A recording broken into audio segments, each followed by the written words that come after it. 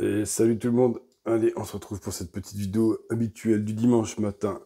51e épisode de cette saison. Donc, autant dire l'avant-dernier. Il va falloir commencer à choisir un titre pour la saison prochaine. Bon, si vous avez 2-3 idées, je vous laisse me faire part de vos idées en commentaire. Ça pourra toujours m'aider parce que j'ai toujours pas choisi ce que j'allais mettre comme titre. Mais le plus important, c'est pas ça. C'est d'aller voir les fourmis. Et on commencera comme d'habitude par l'émissaire Barbarus. Et on va se retrouver chez les petites fondations que vous avez vues rapidement, qui me sont arrivées de chez Cyril, qui ont connu des soucis de transport, on va dire. Et on voit qu'on a encore un peu de mortalité, mais on peut s'apercevoir que la gine a répondu. Donc voilà, une petite grappe d'œuf juste derrière elle. Donc ça, c'est bon signe, ça veut dire qu'elle s'est remis de son petit transport aléatoire. Il en reste encore quelques ouvrières. Là, j'aurais mis un petit coton humide pour qu'elles boivent. J'attends impatiemment mes aires de chasse qui mettent un peu de temps à arriver. Donc pour l'instant, elles sont encore en tube. On les laisse se remettre tranquillement. Donc il y en a une autre ici. Alors celle-ci, c'est Madame Cinéma. Celle-là, elle a un peu... Non, c'est pas celle-là. En fait, non, c'est l'autre, je vais montrer après.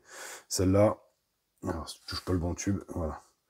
Celle-là, qu'est-ce qu'elle m'a fait? Celle-là, elle a répondu aussi, il me semble, un tout petit peu. Non, pas celle-ci. Celle-ci n'a pas... Si, là, voilà. Hop, on a une toute petite grappe d'œuf à côté de la graine. Donc celle-ci aussi a recommencé à pondre. Bon, son tube est déjà bien sale, mais c'est bon signe. Au-dessus, voilà, c'est celle-ci. Ouais, je touche le bon? Non, je touche le bon ou pas encore? Il y en a qu'à... Attendez, je regarde dans les mandats. Hop, c'est bon. Bon. Ça, c'est Madame l'actrice. Comme vous pouvez voir, elle a une position un peu particulière et il y a des moments on a l'impression qu'elle est morte. Mais quand on voit sous elle, il y a une énorme grappe d'œuf. Voilà. Alors, est-ce qu'elle pond trop et que ça la fatigue? Mais en tout cas, des fois, dans les positions, j'ai l'impression qu'elle est en train de mourir. Et 2 secondes après, elle part en courant dans le tube. Donc, celle-là, elle est assez marrante. Et ça, c'était, du coup, alors sur les 7 que j'ai reçus, il y a seulement 3 survivantes. C'est 3-6 que j'ai réussi à sauver et à faire repartir les autres qui avaient perdu la totalité de leur couvain, voire même la totalité de leurs ouvrières. On pas réussi à s'en sortir. Celle-là, c'est la même. Ici, on se retrouve chez celle que j'avais reçue de chez Fourmiome quand j'ai reçu la Sanctus. Voilà, donc elle pète la forme, elle est ouvrière, elle a des nymphes qui grandissent. Si j'approche un peu mieux, on la verra mieux. Hop. Alors, attendez, est-ce que je me suis perdu où j'étais là? Hop. Eh bien, c'est top ce matin. Ouais, on a un joli petit couvain, on a une jean bien en forme. Voilà, donc celle-ci, ça avance bien, ça fait plaisir. Petite messeur qui se développe. Ah, celle-ci, bah, pas de mortalité, elle arrive dans de bonnes conditions. Et elle s'occupe très très bien de son couvain. Allez, on va passer au-dessus. Je vais faire de la place parce que sinon on va rien voir. On va passer ici, chez ma Liniperda. Liniperda qui a un très joli couvain. Alors, qui avance pas forcément. Je suis un peu surpris. Je pensais qu'arrivé à cette période de bonne température, bah, elle se développerait un peu mieux. Mais j'ai l'impression qu'elle s'est un peu mis au ralenti. Elle sort plus beaucoup. Ça me... pas déjà en diapose au mois de juin. Je les laisse tranquille. Vous voyez, le couvain est dessous. Il y a un joli couvain, mais c'est comme si elles avaient levé un petit peu le pied.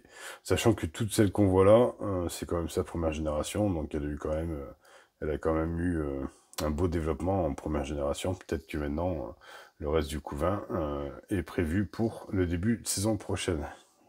On verra ça, je sais pas. On va passer. Hop, je l'arrange tout de suite. On va passer ici chez les Aberreries. Les Aberreries qui, elles, ont un bon développement en ce moment. Alors, comme on peut voir, elles squattent toujours ici. Mais j'ai plus de couvain là-bas. J'ai des ouvrières. On peut les faire courir un petit peu si vous voulez. Ah, c'est rapide. Hein. Alors, elles montent pas tellement. Elles savent pas bien grimper celles-là. Contrairement aux autres, donc on peut ouvrir. Elles vont vite rentrer dans le nid. Alors, je pense que c'est toujours pareil. Hein. J'ai toujours pas fait mes trous. Hein. J'arrête pas d'en parler, mais toujours au même stade. Par contre, dans le nid, on va retrouver du couvain. Il y a de la larve. Ici, il y en a du cocon. Ici, on a encore du cocon. J'ai pas regardé s'il y avait des œufs. Ici, il y a de toutes petites larves. Et où d'imagine, tiens, elle est là, bing. On voit sa grosse tête en plein milieu. Hop. Elles sont vraiment jolies, celles-là. Tout se passe nickel. Voilà, elles évoluent bien. J'ai encore un petit peu de place, vous voyez, elles sont rentrées dans le nid, il reste encore toute une rangée. On voit que ça a bien augmenté, hein, parce que d'habitude, quand elles squattent, on arrivait à avoir que la moitié du nid. Là, il ne reste plus qu'une rangée de cases. Je pense que je vais leur installer ce nid-là à côté. Attendez, je vous montre.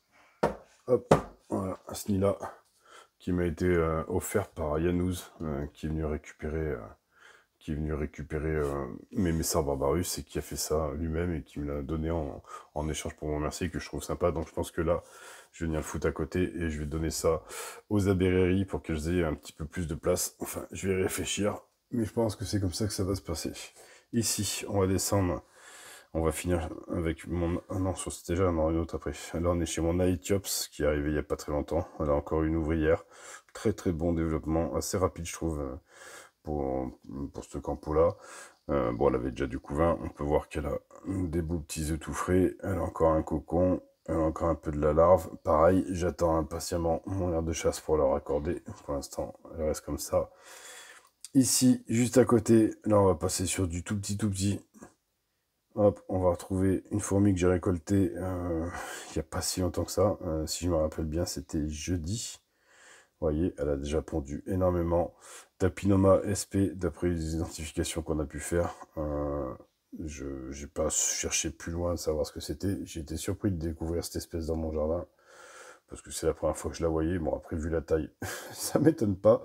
Et en tout cas, on va la regarder se développer, puis on verra bien ce que ça donne. Elle est bien, elle a l'air bien partie. Et surtout, elle est bien mangée.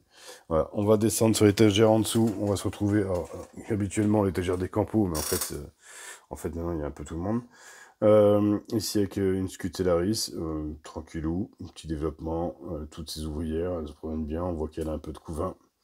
Tout se passe à merveille. Bon, les scutellaris, c'est pas bien compliqué non plus. Hein. Un peu à bouffer, puis elles se débrouillent toutes seules. Ici, on est chez ma Camponotus. Alors, je vais l'approcher. Je vais essayer d'approcher les espèces dont on parle, parce que je trouve qu'on les voit mieux quand je les fous par là. Qu'est-ce qu'elles me font? Oh, elles sont en train de défoncer un cocon, j'y crois pas. Elles sont en train de bouffer une de leurs frangines, tiens. Bon, ça, c'était pas prévu au programme, mais un peu de cannibalisme. Manque de protéines, je sais pas, cocon qui était mort. En tout cas, on voit bien qu'elles sont en train de manger un cocon qui aurait pas dû être mangé. Hein. Enfin, ouvert, un cocon qui n'aurait pas dû être ouvert. Donc, Camponotus nicobarindis, elles ont un développement plutôt impressionnant. Les cocons arrivent assez vite. Bon, là, il fait très très chaud. Hein. Il fait à peu près 28 à 29 degrés là où elles sont. Donc, toutes les espèces développent pas trop mal. Là, je suis un peu je reste un peu perplexe sur le fait qu'elles sont en train de bouffer une ouvrière. Je vais redonner une petite dose de protéines. J'en donne peut-être pas assez, espèce que je connais pas encore bien correctement. Donc, on va regarder, mais il me semble que ça arrive déjà. Hop, je vous ai fait un fond blanc. Celle-là, vous la verrez juste après, celle qu'on vient de voir. Ici, on va se retrouver chez ma Lateralis. Elle est tranquille, elle a un joli petit couvain là-bas, au fond. Sous elle, pépère, quoi, c'est des Lateralis. C'est tout mou, voilà.